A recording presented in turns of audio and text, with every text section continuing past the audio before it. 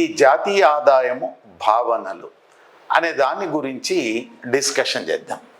జాతీయ ఆదాయ సిద్ధాంతం ప్రకారము జాతీయ ఆదాయములో 5 భావనలు కలవు. అవి మార్కెట్ ధరలలో స్థూల దేశీయోత్పత్తి,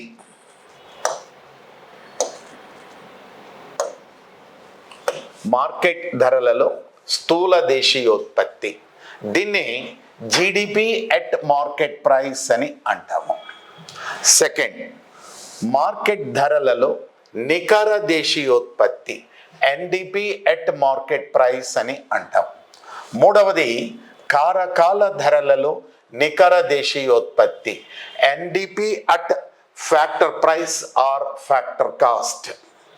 నెక్స్ట్, మార్కెట్ ధరలలో స్థూల జాతీయోత్పత్తి, gross national product at market price.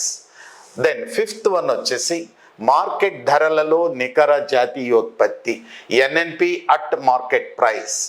ఆరవది వచ్చేసి కారకాల ధరలలో నికర జాతీయోత్పత్తి, net national product at factor price. ఏడవది వచ్చేసి వ్యష్టి ఆదాయము, పర్సనల్ ఇన్కమ్. ఎనిమిదవది వ్యయార్హ ఆదాయము, డిస్పోజల్ ఇన్కమ్. తొమ్మిదవది తలసరి ఆదాయము, పిసిఐ. ఇవి జాతీయ ఆదాయ సిద్ధాంతం ప్రకారము ఉన్నటువంటి భావనలు. So now we are going to be discussing national income and its concepts. According to national income theory, according to the macroeconomic theory, in national income 9 concepts are there. There are 9 concepts are there. The first one is gross domestic product at market price. The second one is net domestic product at market price.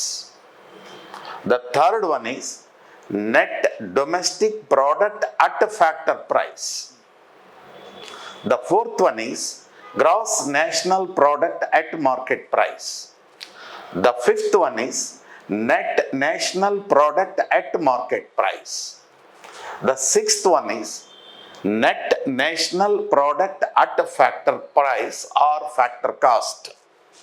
Next, వ్యష్టి ఆదాయం, personal income, disposal income and per capita income.